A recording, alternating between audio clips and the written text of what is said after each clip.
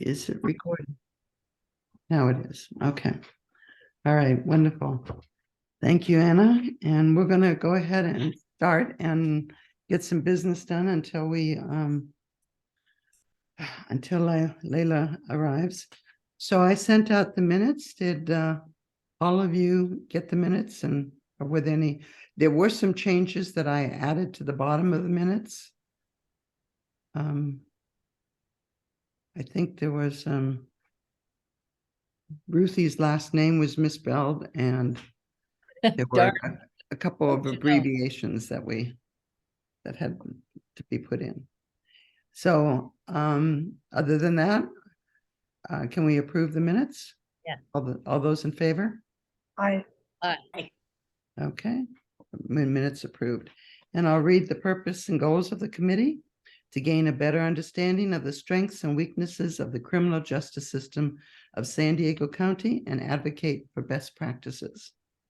And by the way, we did have, along with that note that I sent Laila this morning, I sent her our whole policing position, so she would know, that we're not new to this game, that we've been doing some homework.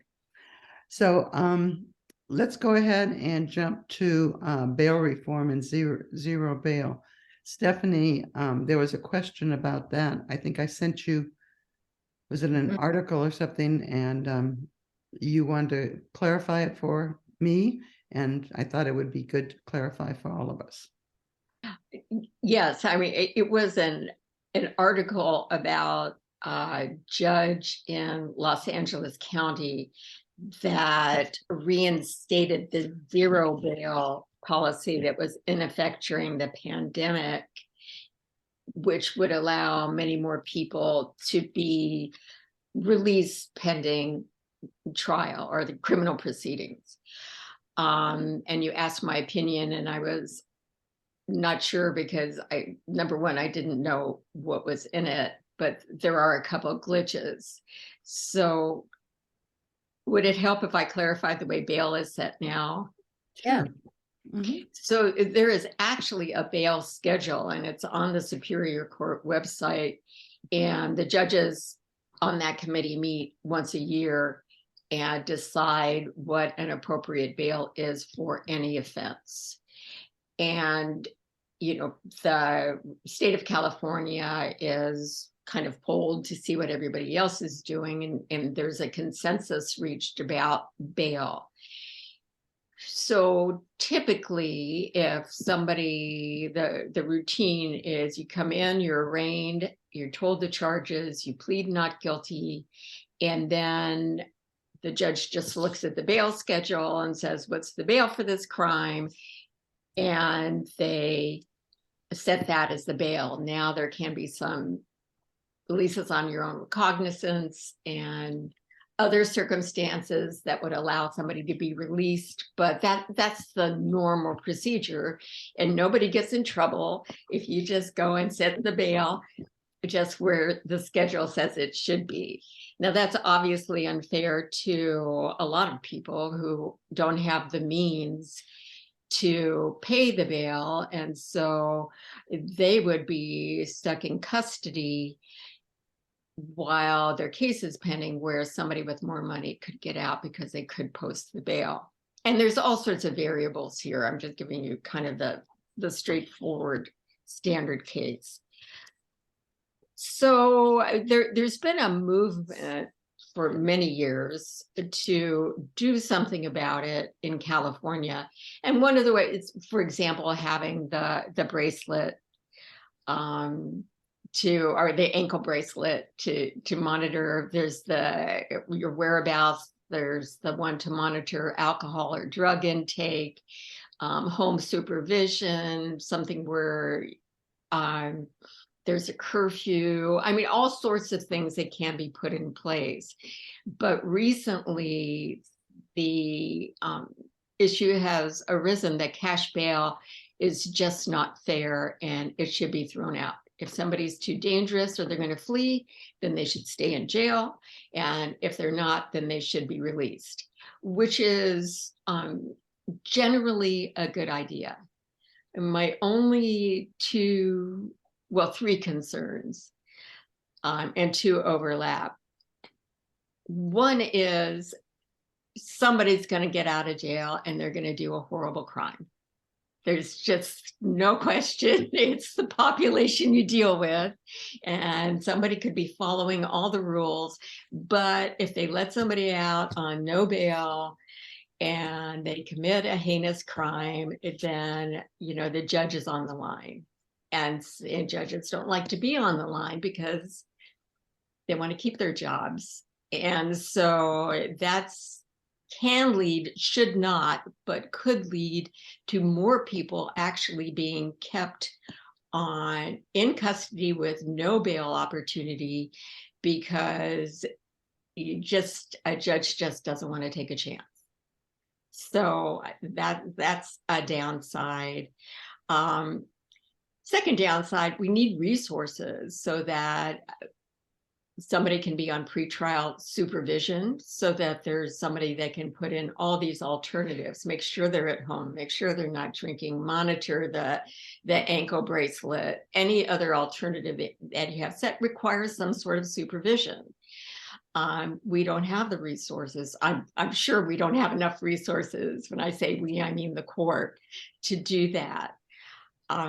So anyway, I said three, but the two are letting somebody out who commits a crime, and the overcaution by keeping more people without the opportunity for bail. So those are just my comments. But I think we're going to zero bail. I think it's a good idea, but I don't think the public should think that's a guarantee that somebody who's released is going to stay law abiding.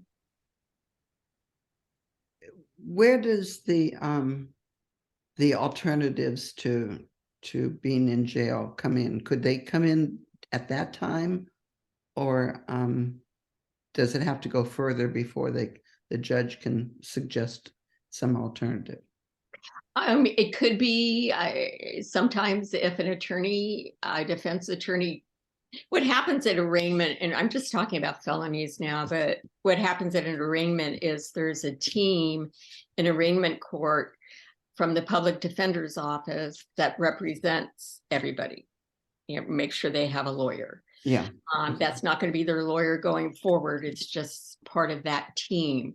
So typically they haven't had an opportunity to really spend some time with a person to find out what alternatives would be good. Like, I'll live with my mother, or I promise I'll only go to work and I'll stay at home otherwise, those kinds of things. So that can be done at the first hearing. But it doesn't always take place. Some things, like, you need to guarantee they have a job, you need to do some follow-up.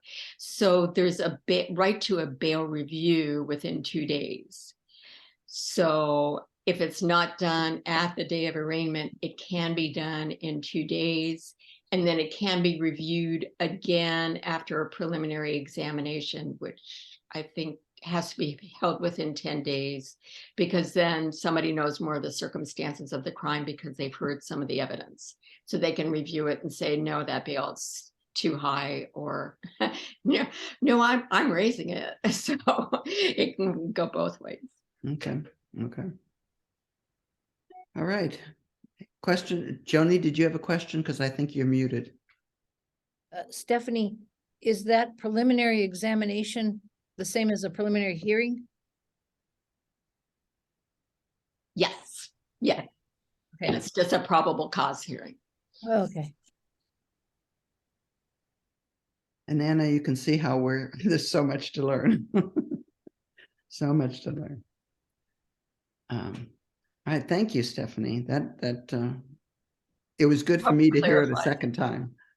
So you explained it to me once, and I'm glad to hear it again. Can I ask a question here, Stephanie? Mm-hmm. You mentioned that in all practical reality, there's no way to guarantee that someone within a population of defendants isn't going to commit a crime while they're released on bail. But isn't it also true, and the public should, like, as a parallel, when you release people from prison or jail, after they've served a term. You have no idea. Somebody among that population, however small, is going to commit another crime. So aren't we faced with the same reality in both situations? So the question is, should we keep a person in jail forever because among that population might be someone who would commit a crime?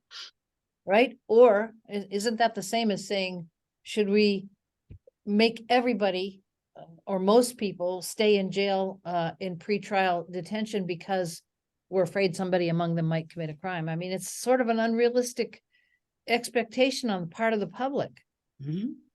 Oh, it absolutely is. And somebody might be innocent of the charges. Yeah. Or, maybe the DA doesn't have all the evidence to prove somebody guilty beyond a reasonable doubt. And if somebody has a job and they have rent they're paying, they have a family, and the choice is given to them really fast that you either, sure, you have a right to a trial, but you're going to stay here, you're going to lose your job, you're going to lose your apartment, so what if you're innocent, and it's not said in those words, but, people have been known to plead guilty just to something, maybe not the charge that they're booked on, but to something just to get out of jail so they can get back to their life, and that they won't be ruined. So yes, I think the balance comes down in favor of letting more people out. But there was a judge, it was not me, and just generally what happened was there was a bank robber who was in on bank robbery charges, and this particular judge was letting him out, and he said to him, "Do not rob any banks. I'm going to let you out, but don't rob any banks." And the guy said, "Oh yeah, I promise." And he left and he walked across the street and robbed a bank. So Nobody's gonna come up with it. you're dealing with a different population. Anna, you have a question or comment? Yeah, I just had a question because I know it's kind of expensive to keep people in custody. Is like the options like letting people just letting people out is obviously less expensive, but like the ankle bracelets, the home supervision, is that like a better, in your opinion, a better use of taxpayer dollars than keeping people in custody? Oh yeah, absolutely. And you're right, it would be cheaper. We have some very powerful unions, and this is more on the prison side and that kind of thing, that it's a business keeping people in custody. So yes, it's a much better use of resources, keep somebody integrated in the community, and again gives alternatives. As far as the ankle bracelets, actually the defendant pays for that, so it's not even the court that does it. So, and it's, I think, don't hold me to this, but I think it's a sliding scale, so you can actually there's an affordability requirement, so you don't prevent somebody from being released with that just because they don't have any money. So, that part needs to be developed, the pretrial supervision. So if they can't afford an ankle bracelet, they could still get out with one, and the county would absorb the cost. Well, actually, I think these are, again, private businesses. Yeah, so they have to, I think there's something in the contract with the county that allows some flexibility, but That's if the bail your needs are, bondsman. yeah, but if it's, so say that it's $10 a day or something. When I was first on the bench, I objected to even that, saying, that's a lot of money to people. But then I was in, this is an aside. Is Laila here yet? No. Okay, I didn't want to go on. I sent her on another email. Yeah. So anyway, I was doing drug court, And they came up with this idea of you pay $10 and you get to go to the front of the line in drug court, which I thought was just a horrible idea, but the whole team wanted it. You'd be surprised how many people came up with the $10 so they could be first in line. The first in line for what? What do you mean? In meaning in your case, it's heard first. Oh, So you gee. don't have to sit through all the proceedings, because there are a lot of people in drug court, so it can go on for a couple hours. So they, just, these are people who are doing fine. So they're just coming in and checking in, make sure you're clean, you're, do what you're supposed to do. So I don't know. Sort of like getting a better seat on Southwest. That's right. Absolutely. Mhm. Good analogy. I like that. Sometimes I have the feeling when I've sat in criminal court proceedings and also seen the way my clients in public benefits areas and other areas are affected by criminal proceedings, I feel like their lives are introduced into this giant machine whose principal occupation is to make the machine run and keep running, and has really as a distant goal whether anything good happens to you. And that even judges like you of great decency and compassion and knowledge of the law who want to do good have to fight the battle then every time you want to do something decent. You have to look at what it's going to look like to your peers, and whether the correctional officers unit is going to target people at election time, and just a whole host of things that have absolutely nothing to do with the person whose life has been torn apart by this process. And I want to refer to something I heard. There's this constitutional lawyer and scholar who is sometimes on the television, and they ask him, as well as many others, what do you think about this criminal process with President Trump and all this? And he said something that really sounded true. He said, I don't think we should be flippant about this. I don't think we should be laughing about this, because they were all making jokes about where the boxes were and all that. Because every time someone's life is touched, even touched by a criminal process, it's a sad thing. It tears people's lives apart. And my question to you, Stephanie, after all these years is, why do we have to cling forever to a process that, if it even touches you, it does that to you, no matter whether you're innocent or guilty? It doesn't seem to result in any reduction of or erasure of crime. It doesn't seem to help with the idea of recidivism. It doesn't seem to. Why do we have to keep doing it like this? Because it just seems like it's not very productive for us.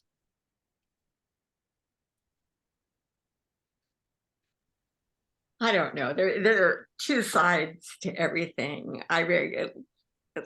Let me give you two things. One, I 100% agree with you as far as misdemeanors, the lesser crimes that can be, for, if everybody doesn't know, it can be punished by less than a year in jail and or a fine. So, and people get targeted, they have a petty theft or something like a vandalism or trespassing, something like that, and then they have the criminal record, and there you are, you have been arrested before, you're on probation, and I've seen people spiral down just with this brief interaction. So I agree with you. And there's been a lot of reforms in California. But for example, petty theft used to be, which is under, I don't know, now it's maybe $950. If the value of what you take is less than that, it's a petty theft. It's more than that, it's a grand theft. So they used to say your fourth petty theft is a felony, and then you're on the road to prison after that. And I just thought that was ridiculous. And so did the state of California. And so now a petty theft is a petty theft and a misdemeanor forever. And Really? after that law passed, I happened to be filling in misdemeanor court, and I hadn't been there for about a year. And people would come in with 8, 10, 12 open petty theft cases. Now that person's a nuisance, and you have stores, and the rest of the community pays for all the thefts. And so they're victims to that. So with every good intention, there's a downside. Yes, yes. So you're right, and it should be done that way, and we should just have to live with the downside or minimize it the best we can. But these aren't without consequences to other people as well. Yeah, that's a good point. Good, very good point. Those that are wealthy, though, can easily pay for their friends. You know. Hello, Laila. I mean, that- I see we're catching you in your car. Yes, we are. Today was unexpected early pickup day, but I'm here. Oh, okay. All right. Well, we've been going through our business while we waited. So thank you for coming. I'm going to give a quick introduction. Laila Aziz is the Director of Operations with Pillars of the Community. They focus on low propensity voters in Southeast San Diego. And they do this through phone banking, door knocking, canvassing, and jail inreach. Pillars uses an integrated voter engagement model which resonates with their target group. Her experiences have also equipped her with the realities of the justice system and fueled her passion for grassroots community service work and restorative justice. Laila focuses her efforts on the importance of funding youth violence prevention programs, defending and reforming local law enforcement, addressing the root causes of poverty, criminal justice reform, and more. So welcome, Laila. Thank you for having me, and I apologize for my delay. I want to let you know I was in another meeting sitting there just quietly listening, and Aaron Harvey texted me. And so thank you for being so creative, because I would have been I'm like, oh my God. And I'm on another meeting with his brother. That was so funny. But thank you for that introduction. And I wanted to just make sure that we've been working with the League of Women Voters for a while. The work that we've been able to accomplish together has been tremendous. The understanding of where each of us are strong, but yet having the same goals has been instrumental in us getting a lot of work done, particularly around helping those who are disenfranchised or have just recently been enfranchised to vote. So I want to thank everyone on here who's been working diligently and hard with Pillars of the Community and other organizations like ours to make sure everyone is able to cast a vote and select the ballot propositions that are important to them. So I wanted to make sure when we talk today, do you guys want to have more of a conversation, question and answer, or more of a presentation? Because we've been working with you guys for a long time, and anything that we can do to increase our work and our coalition building, I'm interested in doing. So All right. What are you most interested in doing, Anna? Anna, You want? probably want to talk to Jeannie. Okay. What are you interested in doing, Jeannie? Yeah, that's all right.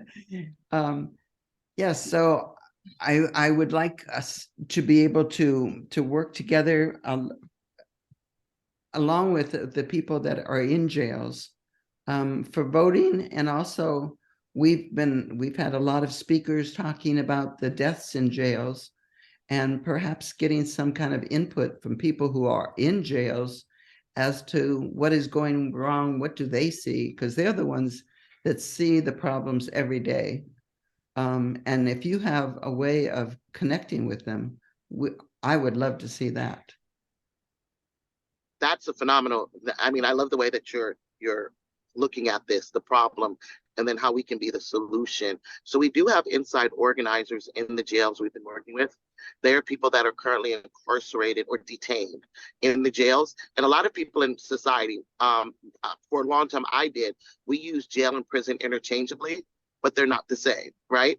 So a jail is where you're waiting for sentencing. With some realignment, you may be serving a short sentence. Jails are run by the county.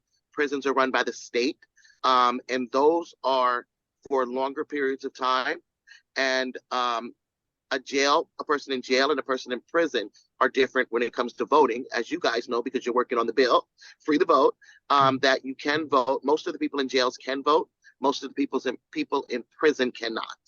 So we work with jail organizers on registering people to vote, on civic engagement, and what automatically comes out of that work is the watchdog, the organizing, the campaigns around the mistreatment and around the jail deaths. So I want to say early last week, I received a call from a young man in county jail, and he called for someone else. And he said, Andy, that's the young man's name he was calling for, wants you to call his aunt Nene, because the police came in here at 5:30 in the morning and they beat him, they hogtied him, and they took him. And when they took him, he was bleeding. So immediately, because of the work we do, I contacted Paul Parker with Clerk, because that's who has oversight of the jails. And so when I did that, Paul Parker sent out some investigators. I also contacted Tasha Williamson, who sent in, that was the city of San Diego, I don't know who sent the email to the sheriff. And the sheriff, the oversight, the head administration, they weren't too happy with me, and they refused to respond. They said that that the way we were looking at it was not fair. So what was told to us is that, and then the young man, Andy, was even clearer, is that he got into an argument with the one of the COs, correctional officers, over the phone at 5:30 in the morning. And he always gets on the phone. That's part of the program that he does. And the correctional officer might have been new. He might not have known them, but he told me to get off the phone.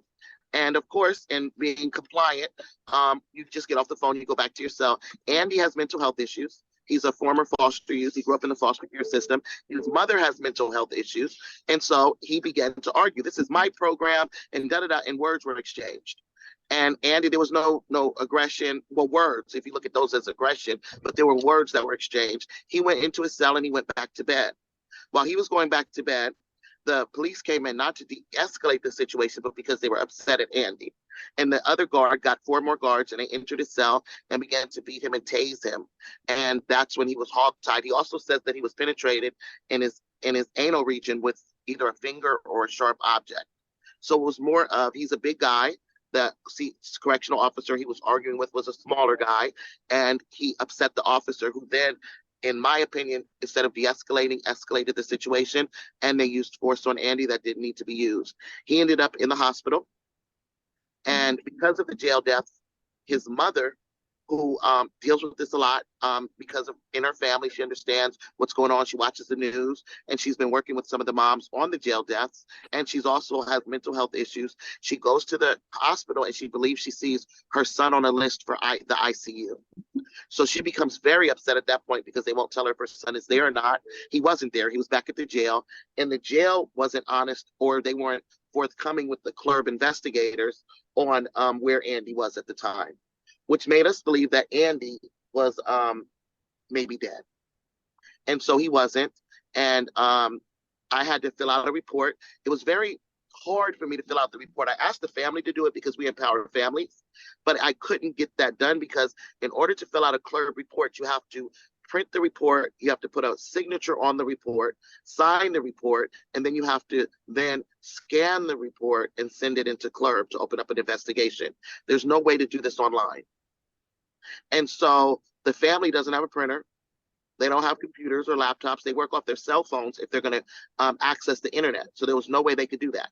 We, because we're in business, of course, we have wet signatures that are on Adobe and other things that we can utilize.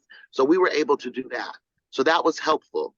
But we had to put instead of empowering the family, we had to put the signature, we had to put the report or the incident in our name, which disempowered the family because now it's in Laila Aziz's name and I'm not related to the young man. So at that point, we got the investigation open, but we saw a lot of holes in how we were able to get the investigation open. The next thing is I know Andy's mom, but I don't really know Andy. I've only been working with him since he's been in jail. So the investigators from the CLERB go to Andy and they say, Laila Aziz filed a complaint.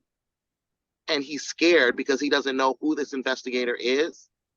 the name is Laila, but I don't know Laila life or death. I don't know her like that. So now I'm a little afraid of what's going on. He didn't know me kind of, so he just sent word out. Can you please ask Miss Laila if she put this report, this complaint into the clerk? So that's where we are with it now. Andy is now in the infirmary. He's been there since he was released from the hospital, in the infirmary at the jail. And a lot of those showed us why we're having so many issues in the jail. There's a unit in there they call the A team. And they're a group of guards who, if you upset them, they come together and they inflict force, and they do so to make sure that they're done under the cameras or in blind spots, they call it, where they know the cameras can't pick it up. And those guards don't have body-worn cameras because those guards, they're in a pilot phase in the sheriff. And so they don't have them. I think only Las Colinas and East Mesa Detention Center, which are jails, have those cameras, but George Bailey does not. So we won't, this whole investigation will be done word of mouth, and it'll be the word of the sheriffs, the correctional officers, against people that are accused of crimes. So that's what we're looking at right now, what's going on. At the same time, we're trying to get people to register to vote, to understand civic engagement. We're not at a big registration push because jail, they go in and out. So we want to make sure we get them closer. But another thing that we've noticed in the jails, that with the voting centers that they have right now, and that's what our campaign is going to be. Let me back up a tad. We've been working on a bill to allow polling stations in jails. It's different than the ACA bill that we've been working on. That bill is going to be killed because we're going to put most of our strength and our power into the ACA bill to reenfranchise people in prison. So the jail voter bill, and I did make the argument, the jail voter bill might allow the ACA to pass when it becomes a ballot proposition if we do that now, but they don't think that we have the strength to do both. So in that, what we want to do at Pillars is a local campaign to pressure the sheriff to put voting stations into the jails where you can register same day and you can vote same day. And the reason why we want to do this is because if we're able to register, we've looked at the numbers. We ran Public Records Act requests on every county jail in California and every registrar of voters in California. And we've already gotten the San Diego information back.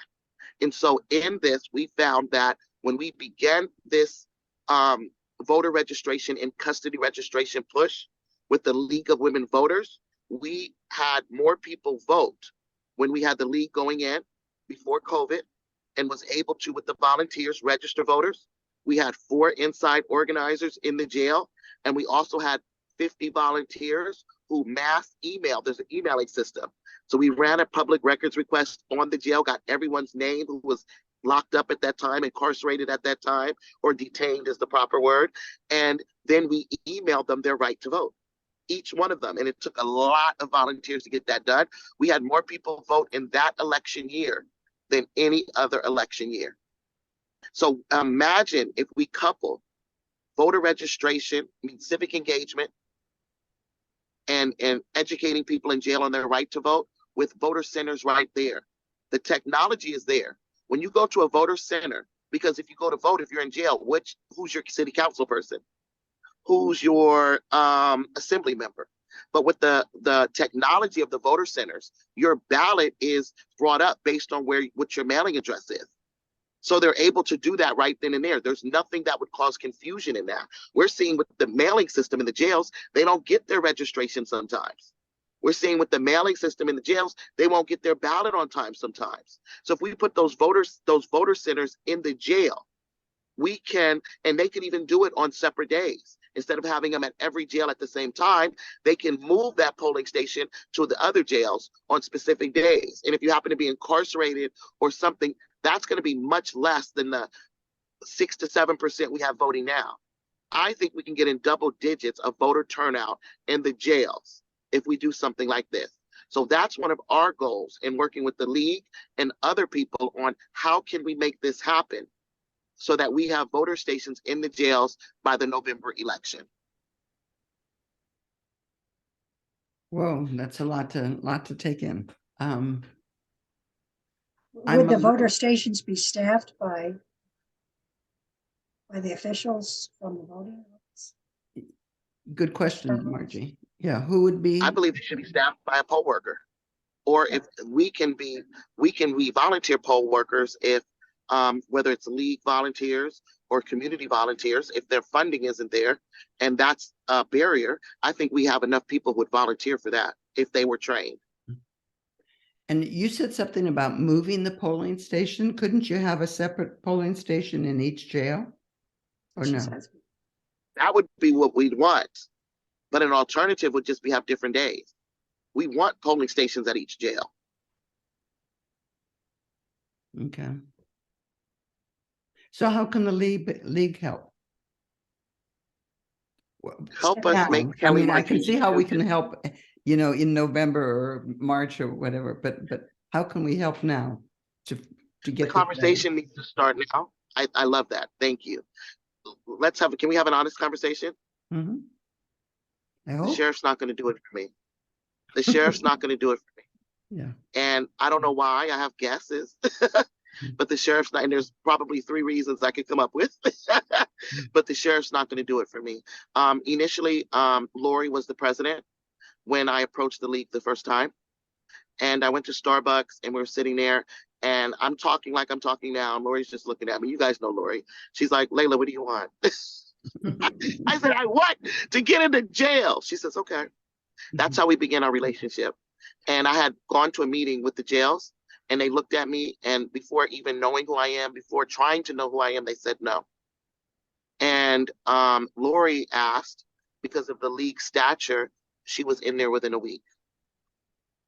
I believe that the organizing and the work with the people there and the outreach and those things, that pillars can be instrumental in.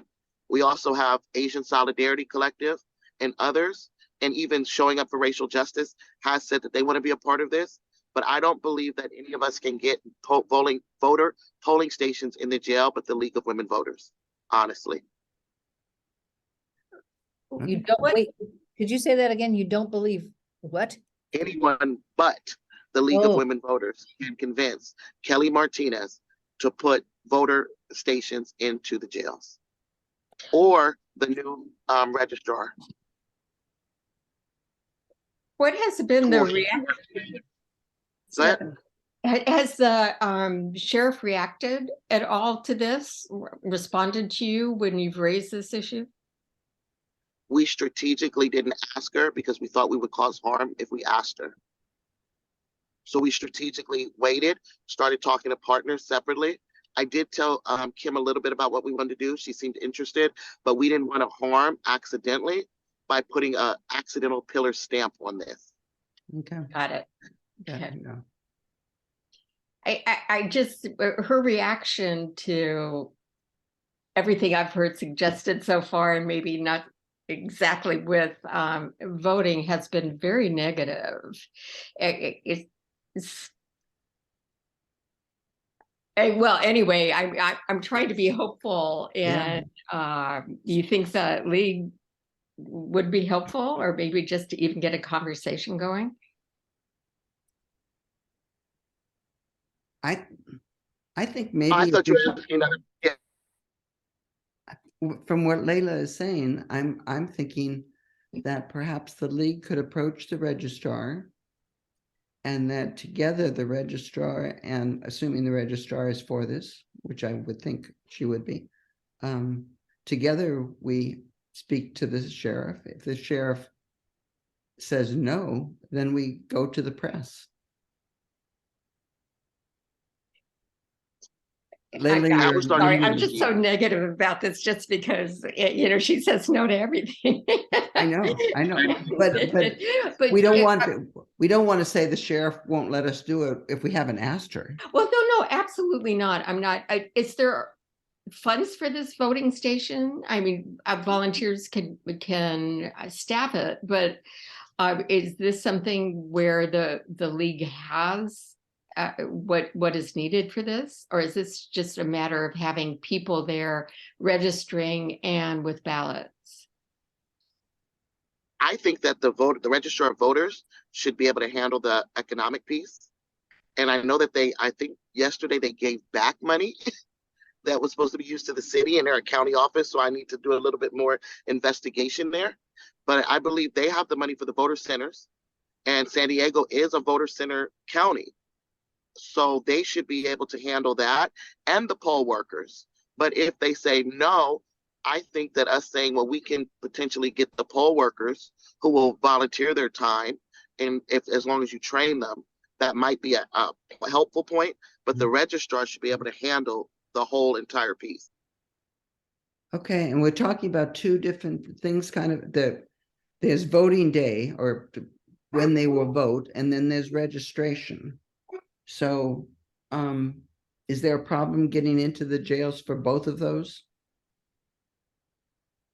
No, I think the biggest problem we have is the jail, how people go in and out of jail, and is the mail, on how mail is given in jail with absentee ballots, and that creating a voter center in the jail where they can vote on the day of, or at least during the week of voting, along with maybe the ballot if needed, but allowing a polling station in the jail would be beneficial to us all.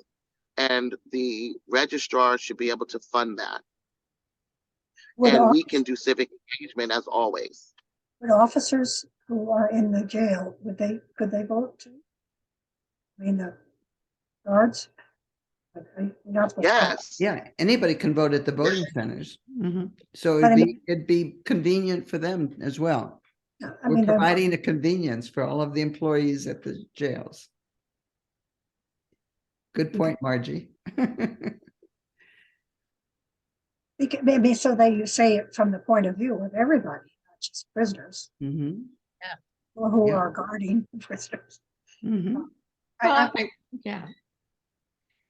But I like the idea of the same day registration and voting, because you're right.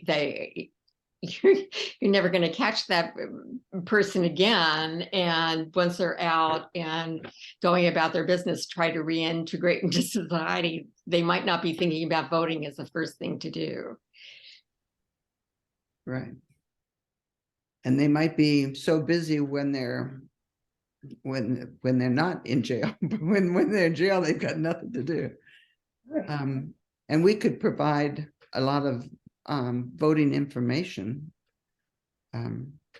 so that they can be informed voters. Okay, we'll have to think about this and maybe get together, get an ad hoc committee or something together to start planning towards this with pillars and with the league, and there's others you said, Serge, and But I think that starting with pillars in the league, and then I would like to introduce other organizations, but in private, and let you know, because I don't know your relationship with these organizations. And then we have a private vote before inviting them. And then if we both say yes, then invite them in. And I think that you guys should do the same. okay. Yeah. You getting that, It's very Joni, so that exciting. the press, it is, Yeah. Wait, I mean, wait. what a great idea. and it's early enough that we can do this. It's not next month. Yeah. Joni? I just wanted Laila to just repeat what you just suggested, because I didn't get it in my notes. Definitely, there are other organizations that I would love to be a part of this, but we've been working with the league, specifically just us in the league. We haven't been working with them on these initiatives. So I would create like kind of a short paragraph, a summary of the other organizations. You guys can Google them, ask your members, and then it'd have to be unanimous to allow them in. And then you guys could also have organizations that you want to help with this campaign, and we would do the same, just to make sure that we're all in agreement, because this is going to be, it's going to be strategy here. They're going to have to, people are going to have accountability and not raise issues before they need to be raised. We may not want anyone to really know what we're doing and let the league go in by themselves. When we talk more, we'll see, and request this, or the league may say, no, let's go in together. But I think strategically, we just have to be careful of who we bring in. But there are other organizations I do think would help. And then how people deal with the information that we are dispersing within here in communications to ensure Kelly, who always says no, doesn't have a reason to say no.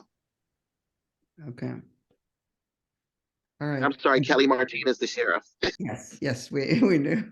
By the way, we turned on the recorder before you came on. I hope you know that you've this whole thing has been recorded. I trust you guys. I know it won't be on Facebook. Okay. Some people who miss the meetings can. Yes, and it helps to take notes and get everything straight. You said something about it being unanimous before we include a group. Unanimous by the board, by the who would be That's a agreeing? great question. I think by the organization and the responsibility of the organization to make sure that however your decision-making process is, you deal with that to me to make sure. So like, I wouldn't say, oh yes, bring in, if you said a person, let's just make up the flower coalition, right? And you said, we love these people, da, da, da. I can't say yes. I have to go and tell pillars, hey, the league wants to bring in the flower coalition and they're really good, da, da, da, da, and get consensus within my organization. And then I can come and say yes. But Okay. whoever's we would trust that you guys would do that, and we would do that also. Yes. That the Okay. person who would say yes would be allowed to make that decision. Yeah, and we have rules as far as being part of coalition, so yeah. Okay. All right. You may say, you know what, we don't want to do a coalition yet. Let's keep this small. We have a strategy. We have people that know Kelly Martinez well. We think we can get this done as the league. Because we've had to do that before with, I told you what happened with Lori initially, where the league just had to take control and all of our volunteers had to go in through the league because they wouldn't even let our volunteers in. And so understanding that too, we may want to look at the whole environment before even bringing on more people just to keep it safe. Because I think the ultimate objective is making sure we get voter centers in the jail. Okay. That sounds very good. Sounds exciting. Yeah. Gives us I'm a goal. excited. I think if the league can't do it, it can't be done. We're going to have to run a campaign. My brother once told me that about the prison guards union, that he was a lawyer and was telling me that there have been judges that have been assassinated by this union and so on. Yeah. And he said, but he says they can't kill the whole league. So, so The prison guards are one of the strongest leagues in the state of California. yeah, but at convention, we were talking about them, and they're actually not that big of a group. They're a very loud group.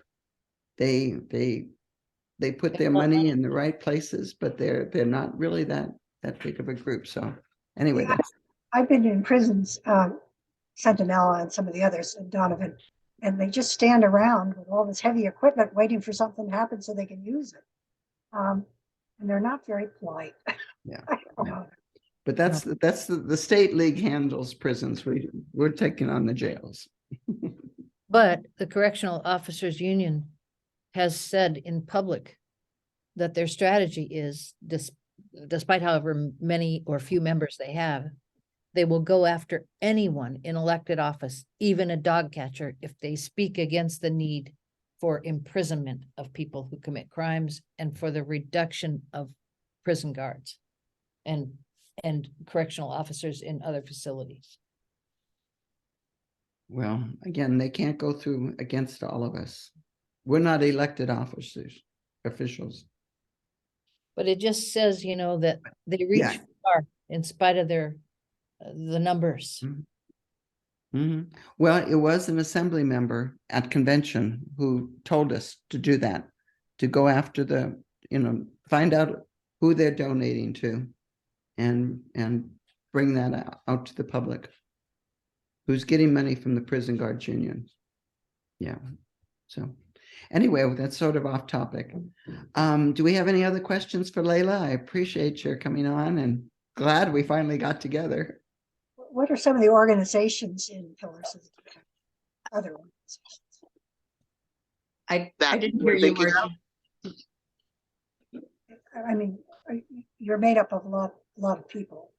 I guess I don't know much about the Pillars of the Community other than their name. I hear it. No, that's a great question. And so Pillars of the Community, we're one organization. So, and we focus on power building and movement building in Southeast San Diego. which is primarily District 4.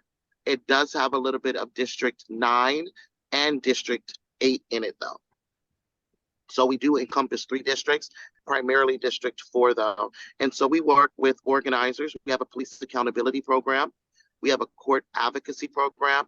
We have a policy program. And our most important program is our community building program. And that's where the power we build. So what you've seen, I don't know if some of you were looking at the budget cycle.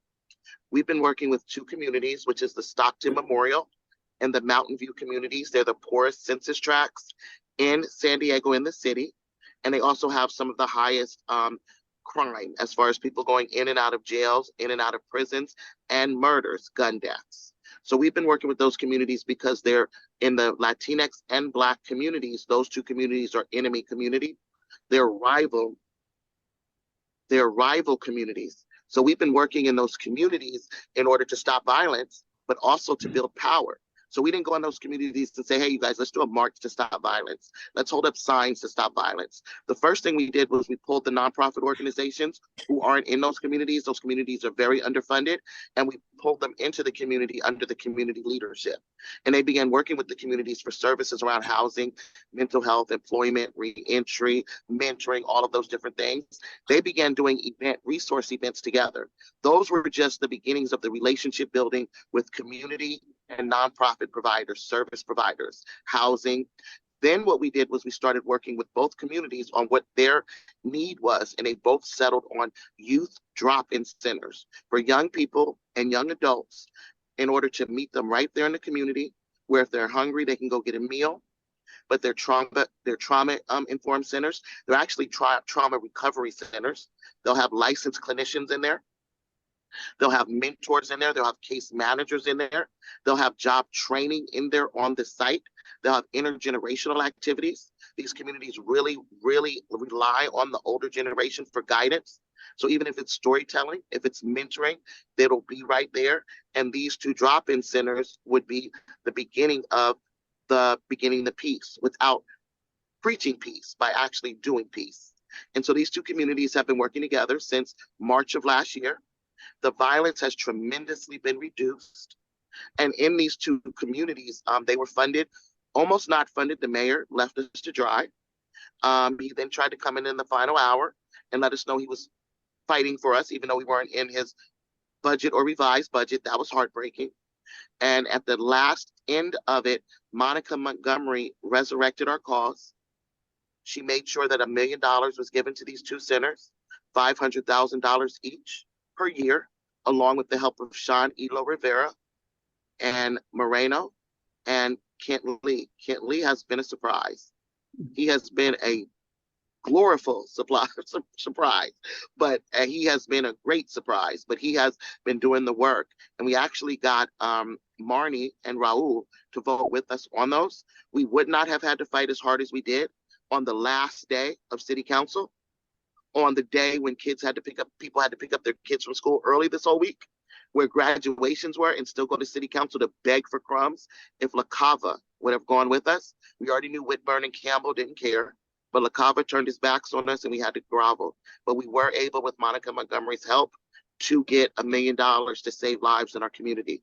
So that's just one thing of the power building and the movement building. We trained almost 100 community members on the city budget, and 4 times in 2 different rival communities. And then they went and did legislative visits together. No one had ever seen that in City Hall before, where they advocated to city council and the mayor. And this is way before the budget. And we're able to talk and learn about advocacy and policy and lobbying. It was very interesting. A lot of the work we stepped back from because we built power. When the community took over, they could do what they want because they're not an organization. They're not a nonprofit. But we did a lot of the education leading up to when the community took the reins and really did the work. Now, Pillars is stepping out. They got their $1 million. Pillars doesn't want to dime. We want to be an in-kind partner, but it's the community who's doing the work, and they have a lead organization who will be their fiscal. That sounds wonderful. You didn't ask me for all that, huh, Margie? No, I've heard the name, but I didn't know much. Joni? I got a question for you, Laila. I remember when I was working as a director and attorney for a nonprofit, a grassroots organization. And the more effective we became, the more threats we got. I would get them personally, and I would sometimes get them actually publicly. Have you experienced this? The East County group, when George Floyd happened, and they had that big East County group, and they started organizing against us. They put my children on their website.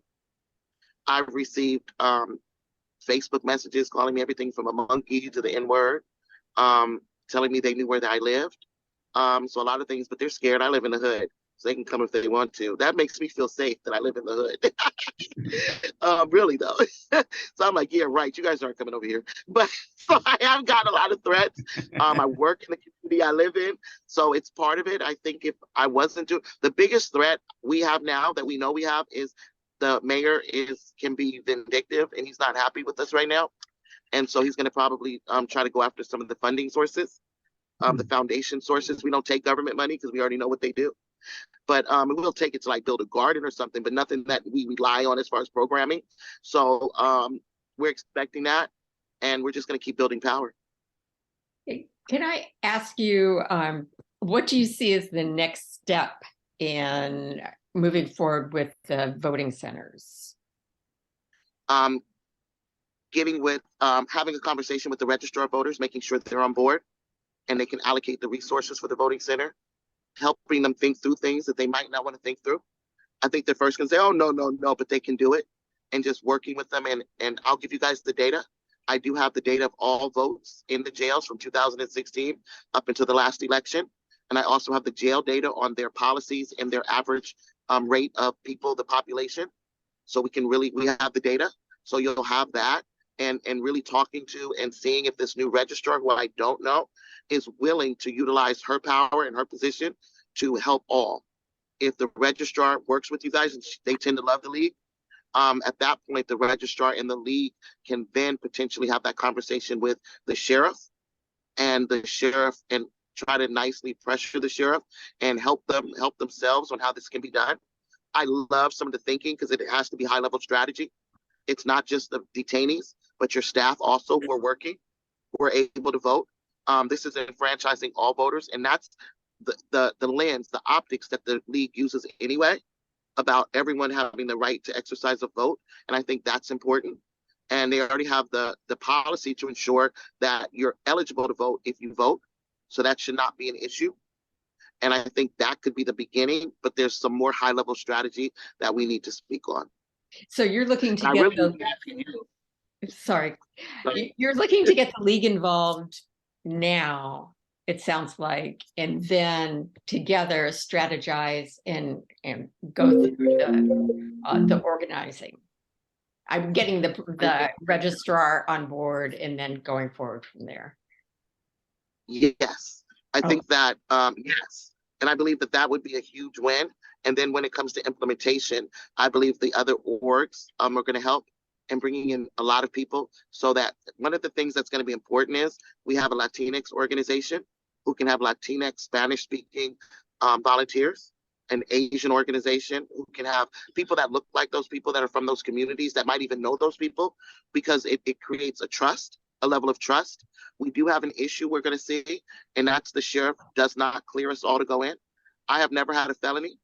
I've only had traffic tickets. I had a driving without a license when I was young. That's as bad as it gets. And I was denied entrance into the jail. Wow. I don't know. Okay. I want to make sure we understand. So when we go to the registrar, from what I understood, that it sounded as if it was best that the league approach the registrar alone, but that we put our preparation, we work with you to prepare our presentation, our ask to the registrar. Is that right? Maybe. I think maybe we can always prepare. That's a given. We want to definitely be there. We have the data. We can strategize together. If you guys know the registrar more than I do, she's new. I knew Michael Vu. I don't know this registrar. Yeah. So let us know if it's beneficial for us to be there. This is not a, how can I say it? We've already realized that as a Black Muslim organization, that we have barriers, and that could be harmful to the people we're helping, not because of us, but because of other people. So Okay. having that conversation of us not going is not a conversation we'd be upset with you about. We get it. That's why we called Lori in. Yeah, yeah. That's why we called out for help, because we get it. So you guys would let us know Yeah. if that's something that would be beneficial or harmful. Okay, okay. All right, maybe I misunderstood. I think, I know you said that about talking to the sheriff, but I think You don't want us there. yeah. But that's not the problem with the registrar. Okay, Yeah. all right, good, good. All right, well, we will be getting back to you. We're gonna be clearing all this with the Kim and the board and so on, but thank you so much, Laila. Any other questions before we let her go? Thank you. Thank you. Thank Thank you so for much. all you all do. Bye, you guys. And tell Aaron hi for me. Have you Tell been, Aaron I will.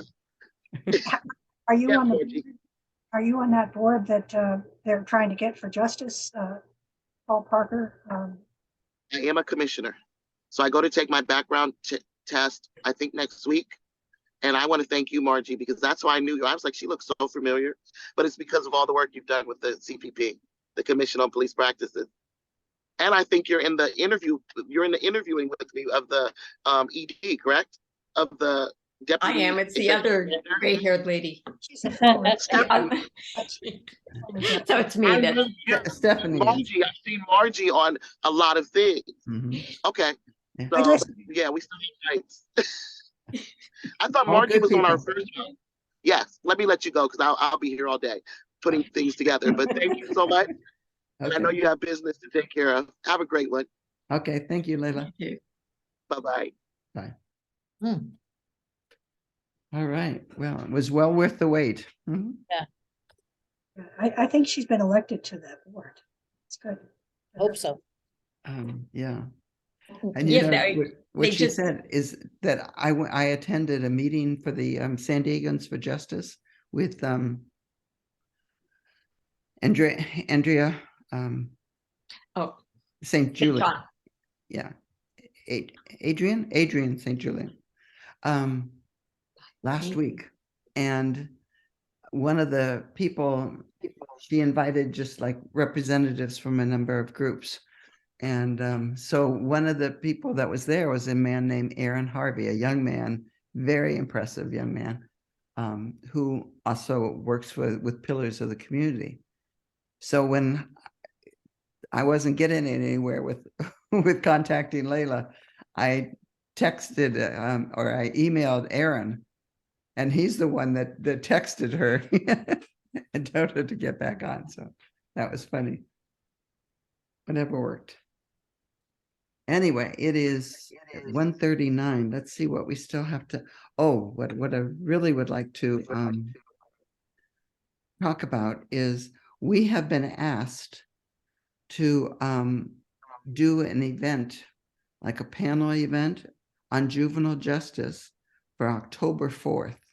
And this would be at Tom Ham's. So it'd be a luncheon. And so I would love to have your input on how we can help.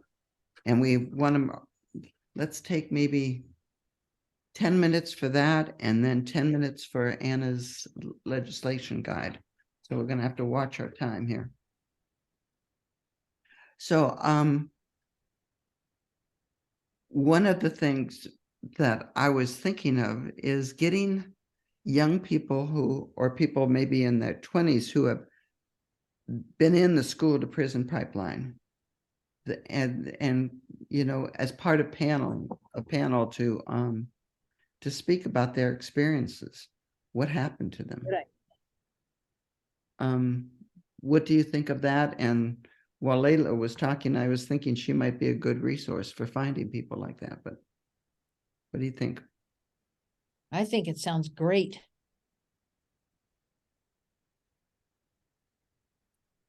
Means so much more. Margie, Sarah, Stephanie, Anna, like the idea? So if we maybe had, I usually like panels of 3 or 4, 2 or 3 young people, and then maybe an expert on it, on the school to prison pipeline, to speak first and then hear from the young people? Yeah. Yeah. What do you mean by an expert?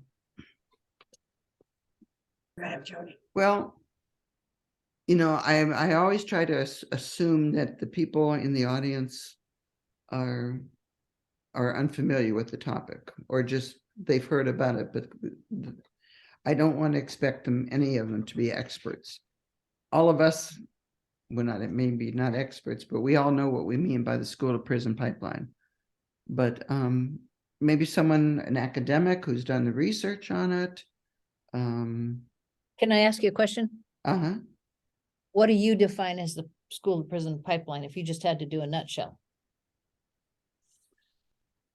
Well, and maybe I shouldn't use school to prison. It's basically young people who make a mistake, a mistake that probably all of us have made along the way.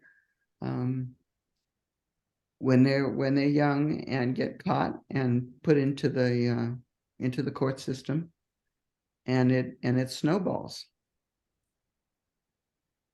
That's without thinking any further on it. How would you define it, Joni or Stephanie? I wouldn't define it, but I was wondering, they've done surveys, and a huge proportion of the kids that get involved in delinquency were foster kids, or at least in that system. And that might be too much to take on, but we could do from foster care through the delinquency system. Because the kids you find might have started out in the dependency side of juvenile, but just a thought. Okay, and someone brought up. I'll give you a chance, Anna.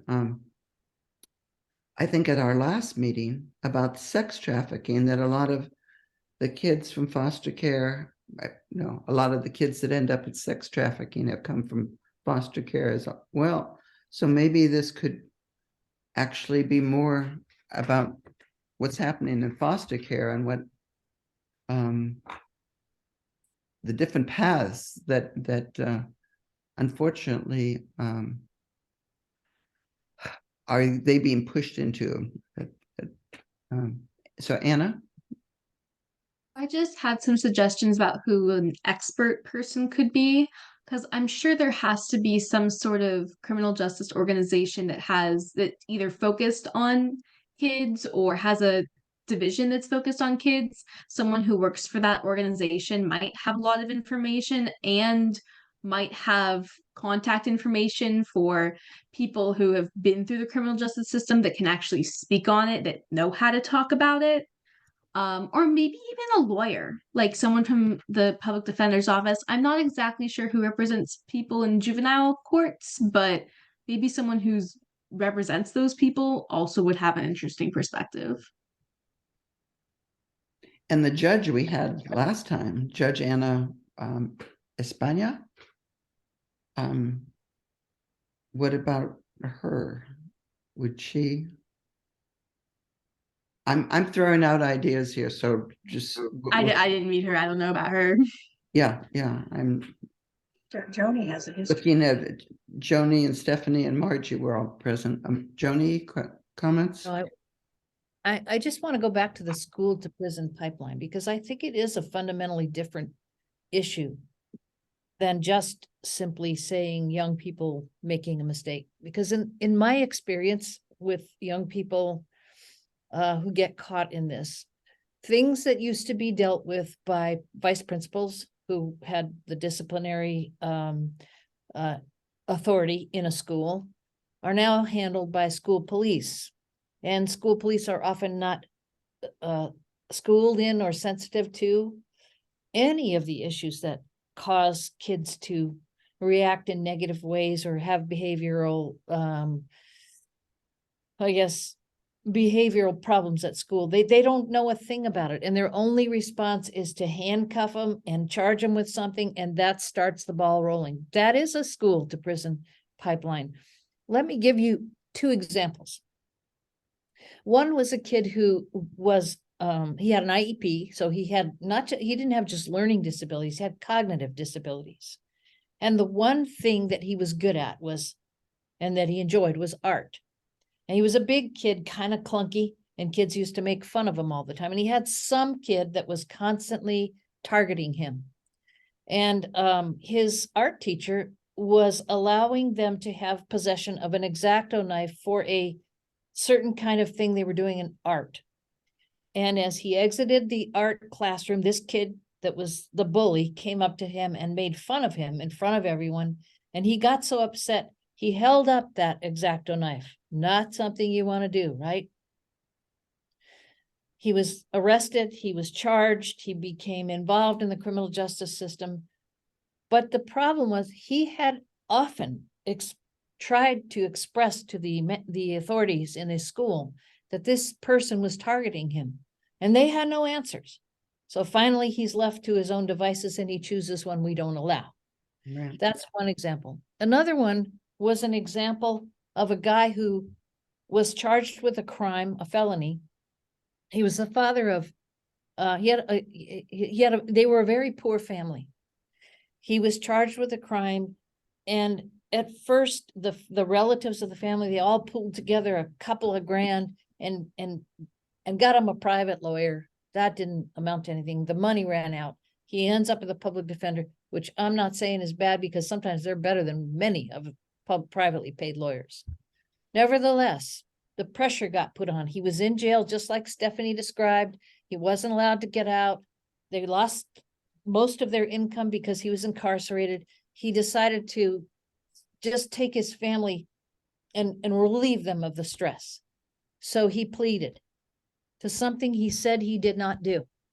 The public defender does not have all the money in the world for investigation, as we know. So they didn't investigate the case because the guy wasn't going to trial. So on cursory evidence, right, he enters the plea and he goes to prison. His kid fell into a depression. He was 10 years old. He fell into a depression. He wouldn't eat. He wouldn't shower. He wouldn't go to school. He had no interest in life. He got caught on a loitering charge and was brought up before the juvenile court.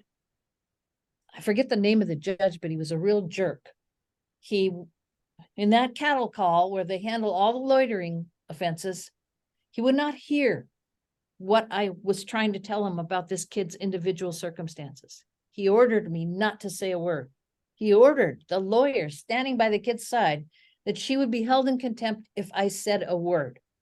And that kid, the thing he came out of that with was, if you're ever charged with this again, you're going to juvenile hall.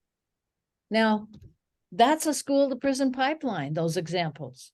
And we're not dealing with those. We just call it something, and then we look for some expert who, I don't know, there must be 20 different aspects of this that are just herding our kids into this pipeline.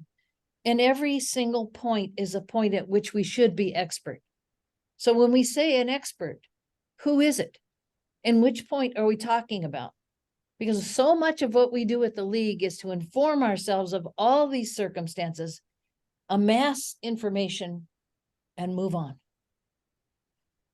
It seems to me if we're going to have a panel, there should be someone there who's calling for the audience to say, if you care about this that we've said today, here's what you should do. That's a perfect way to end it. We used to have that as our slogan. Every time we had an event, then we had, at the end, we would have what people should do and action for them. And Joni, I gave a talk on the school to prison pipeline at convention. So I didn't want to limit us. The reason I said that is there are kids that get pulled into the criminal justice system from being on the street, from sex trafficking, from all sorts of other things. So perhaps we would want to have someone who got in, through the school to prison pipeline, someone who got in by, a traffic stop, somebody who got in some other way, but how this can happen to juveniles, whether it's from school or driving or just walking in their neighborhood, how they can get pulled into the criminal justice system and how difficult it is to get out and how their whole lives can change.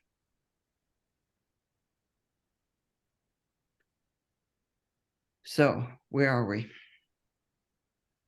I worry that if we associate this on a panel with the universe of kids in foster care, I know that's a very, how would you say? It causes a deterioration in people to be in the foster care system.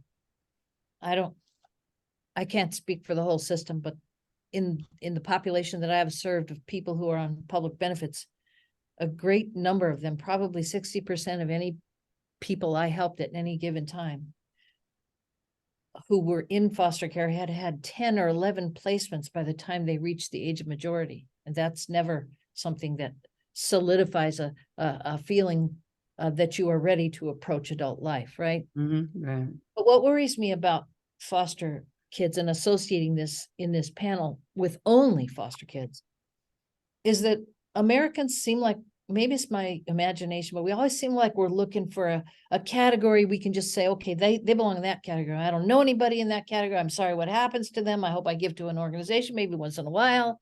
We don't have to worry about them. They're foster kids. Okay, they got special problems, or they're this kind of kid, or they're that kind of kid.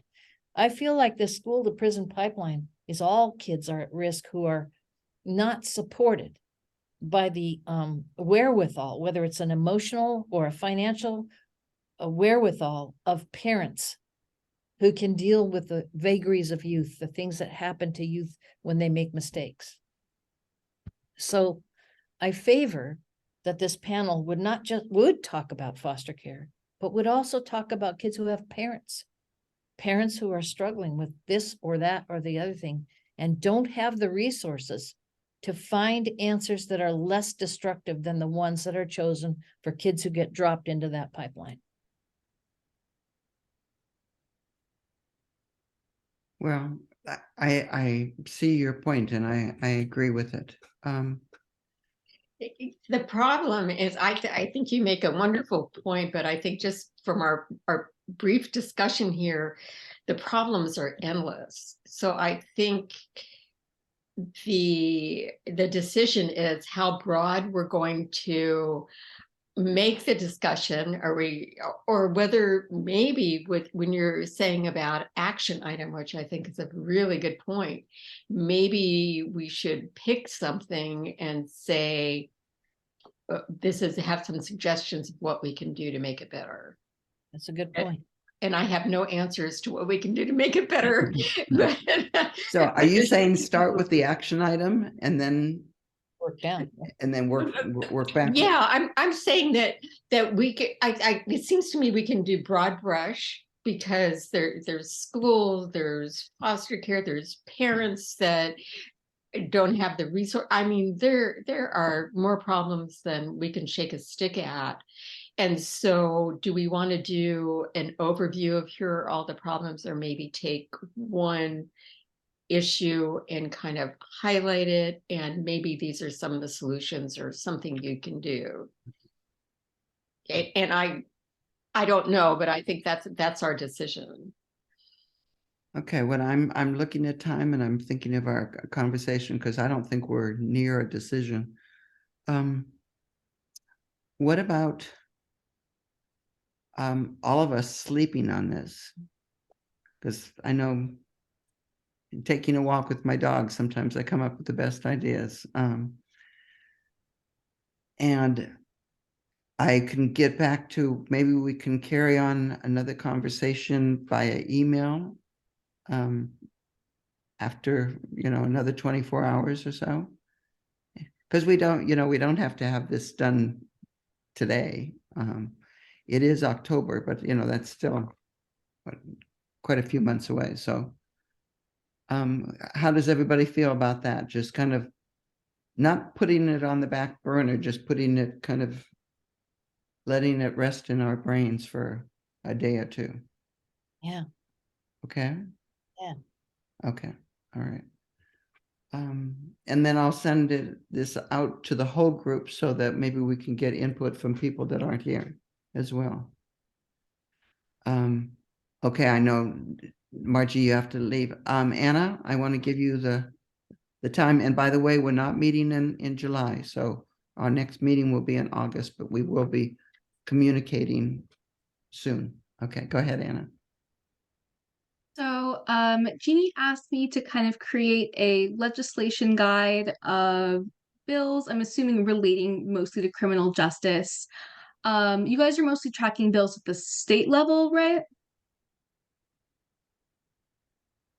That's where we get the resources, but if there's a good place to find the, you know, the county or city, our league is called the San Diego League, but we covered, you know, Chula Vista and El Cajon and all that too. So the southern part of the county. So it might be too much to try to to cover everything Okay. like that. So let's focus mainly on the state or county. I'm just taking some notes so I can create something good. And then what information are you guys looking for? Is this something that you want internally for people who already know about criminal justice? So terms that we would all know, or should it be something more extensive that anyone we can put out so that ordinary general population people can understand the bills being passed regarding criminal justice? Good question. It's a good question. I think originally I was thinking internally for our group so that we all know when somebody says, you know, AB2 or AB6 or something like that, that we know what they're talking about, or the RIPA Act and so on. Okay. So in my head, I'm imagining kind of like a spreadsheet or maybe a table having the bill, its name, kind of when it was introduced, who's supporting it, if there's someone who's opposing it, a little bit about what it's about, if there's any upcoming action items on it, like if it's going to be brought up or if there's a public comment session. Is there any other information that you think would be helpful to have on there?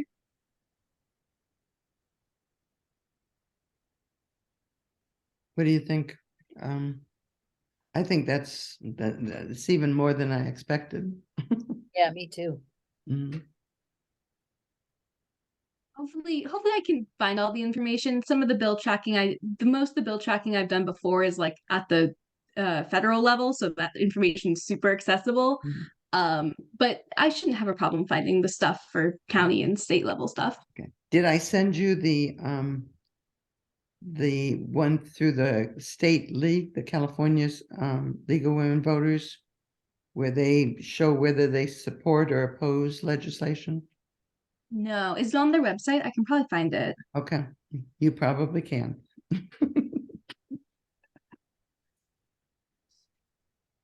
Yeah, it's on their website. Okay, Thank you for doing I'll- this. Yeah. of course. All right. Anything else you need from us, Anna? I think that's all. I just kind of wanted to make sure I was able to create something that would be actually useful to you guys. Yeah. Yes. I want something, you know, if it would be possible to have like two versions, one maybe numerically, so you've got the SB and the ABs, 1 to, you know, 396, 421, etc. So that if somebody says something, I can look there, but also, what was the other way?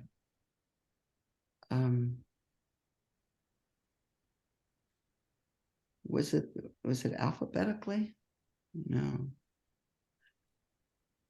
Yeah, maybe because most of them have a name like RIPA or what's the one about violence?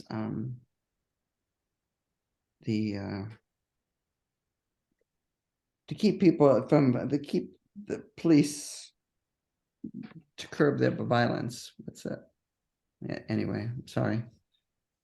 But yeah, well, we'll see. At least do it at least in order for organize the ABs together and the SBs together. Okay. Numerically. Okay. All right. Anything else, ladies? Thank you for coming, and we've got to find some way to get more people into our committee or that attend the committee. All right. Well, you all have a wonderful group here. This was one of the best meetings I've been to so far. Oh, good. Yeah. Yes. Good. I What are we always, gonna do, Gina, on the, I'm sorry, I didn't mean to interrupt, on the voting thing? What's our Yeah. little group's next step? I'm very, as you can tell, I'm very excited about this. yeah. I'll look at Joni's notes and then put together something to bring to Kim and the board Okay, and tell them what we're intending. And then we'll kind of see whether Kim wants to work with us on this or something, but that will be, you asked what's the next step. And when Kim and the board and we've got that done, then we can go to the registrar of voters. So that's really the second step.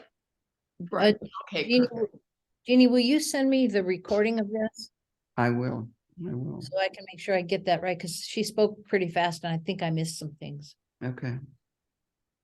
All Excellent, right. all right. Well, thank you. And if we don't see you before August, It's nice to see you guys. and we're having a meet and greet on June 20th, if anybody wants to meet in person over at Kate Sessions Park. Oh, I'll have some wine there and cheeses and snacks. So, okay. excellent. All right, thanks. Thank Good to you. see you. Nice to meet you, Anna. Nice Nice to meet you Anna. guys. Bye-bye. Bye.